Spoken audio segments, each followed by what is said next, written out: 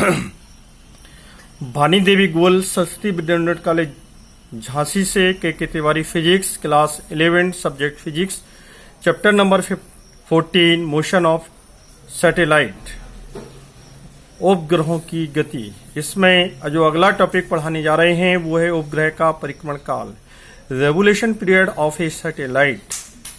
इसके लिए उपग्रह को पृथ्वी की एक पूरी परिक्रमा करने में जितना समय लगता है उसे उस उपग्रह का परिक्रमण काल कहते हैं। इसे कैपिटल टी से प्रदर्शित करते हैं। गणितीय भाषा में इसे निम्न सूत्र से प्रदर्शित किया जाता है। अतः उपग्रह का परिक्रमण काल कैपिटल टी बराबर होता है उपग्रह की कक्षा की परिधि बटे उपग्रह की कक्षीय चाल।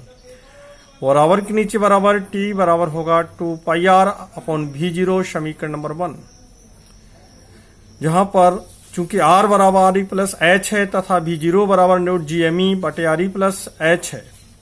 ये दोनों मान समीकरण 1 में रखने पर कैपिटल टी बराबर हो जाएगा 2π बराबर 2π इंटू re प्लस एच बटे अंडर रूट GME बटे re प्लस एच।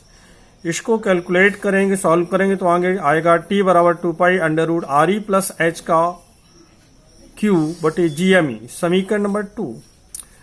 t बराबर होगा आगे 2π re प्लस एच का क्यू बटे GRE स्क्वायर, क्योंकि GME बराबर होता है GRE square.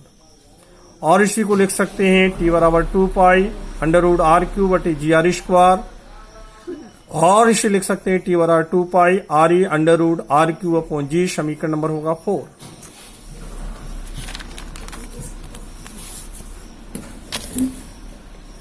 h is very very small then re की स्थिति में, अर्थात कोई उपग्रह पृथ्वी तल के अति निकट रहकर किसी कक्षा में परिक्रमा कर रहा हो तो इस स्थिति के लिए h is very very small then re की स्थिति में y3 t बराबर होगा 2π अंडर रूट re क्यू बटे GRE स्क्वायर।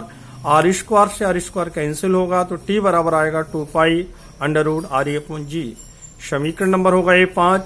उपरोक्त समीकरण 1, 2, 1, 2, 3, 4 व 5 उपग्रह के परिक्रमण काल के विभिन्न रूपों को प्रदर्शित करते हैं। उपरोक्त समीकरण 1, 2, 3 व 4 से t बराबर होगा 2πr अपॉन v0 बराबर होगा 2π अंडर रूट r क्यू बटे GME बराबर होगा 2π under root re plus h का क्यू बटे GRE स्क्वायर बराबर होगा 2π बटे re under root re plus h का क्यू बटे g। समीकरण नंबर होगा ये 6। उपरोक्त समीकरणों से स्पष्ट होता है कि नंबर 1 उपग्रह का परिक्रमण काल t उसके द्रव्यमान m पर निर्भर नहीं करता है, क्योंकि उपरोक्त समीकरणों में स्मॉल m अनुपस्थित है। इससे स्पष्ट होता है कि एक ही कक्षा में परिक्रमा इससे स्पष्ट होता है कि यदि भिन्न भिन्न द्रव्यमानों के दो उपग्रह एक ही कक्षा में परिक्रमा कर रहे हो तो उनके परिक्रमण काल समान होंगे। नंबर 2 पॉइंट तथा इन समीकरणों से यह भी स्पष्ट होता है कि उपग्रह का परिक्रमण काल t उपग्रह की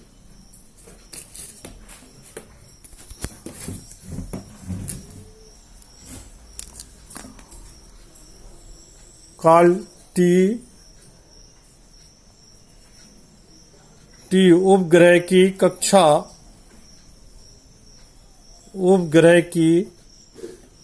कक्षा की पृथ्वी तल से ऊंचाई h पर निर्भर करता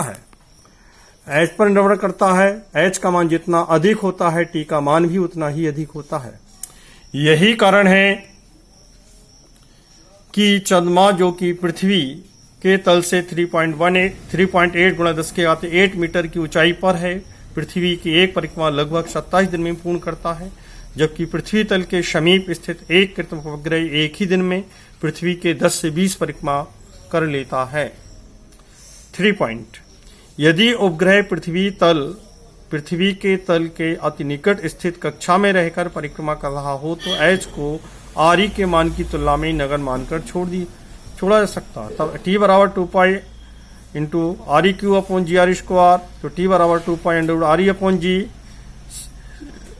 पाई re g के मान रखने पर t बराबर आएगा 2 इंटू 3.14 अंडर रूट 6.37 गुणा 10⁶ बटे 9.8। इसको कैलकुलेट करेंगे तो आता है कैपिटल T बराबर 5063 सेकेंड, और T बराबर लिख सकते हैं 506 सेकंड, और टी बराबर लिख सकते हैं 5063 वटे 60 मिनट। तो टी बराबर इसे कैलकुलेट करते 84.4 मिनट 7। क्वेश्चन नंबर 7, अतः पृथ्वी के अति समीप स्थित कक्षा में परिक्रमा करने वाले उपग्रह का परिक्रमण काल लगभग 84.4 मिनट होता है।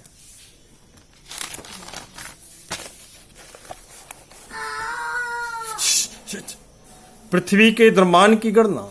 पृथ्वी के उपग्रह का परिक्रमण टी तथा इसकी कक्षा की त्रिज्या r ज्ञात होने पर हम पृथ्वी के द्रव्यमान की गणना कर सकते हैं। चूंकि पृथ्वी के उपग्रह के परिक्रमण काल टी के सूत्र टी बराबर 2 पाई √re/h का re+h³ बटे GME से दोनों पक्षों का वर्ग करने पर टी स्क्वायर बराबर 4 पाई स्क्वायर इंटू re+h³ बटे GME से, इसलिए पृथ्वी का द्रव्यमान me बराबर होगा 4 पाई स्क्वायर इंटू re+h³ बटे GT स्क्वायर। समीकरण 1।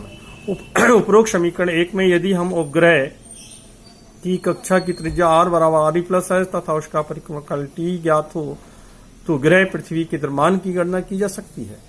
इसी प्रकार यदि हमें सूर्य के चारों ओर किसी ग्रह पृथ्वी का परिक्रमण काल ts तथा सूर्य के उस ग्रह की दूरी ज्ञात हो तो हम सूर्य के द्रव्यमान mh की गणना कर सकते हैं। अतः समीकरण 1 के अनुसार सूर्य का द्रव्यमान mh बराबर होगा 4 पाई स्क्वायर इंटू r³ वटे g इंटू t/x², जहां r सूर्य के केंद्र से ग्रह तक की दूरी है। Thank you. इसके पश्चात आपसे कल डिस्कशन किया जाएगा। धन्यवाद।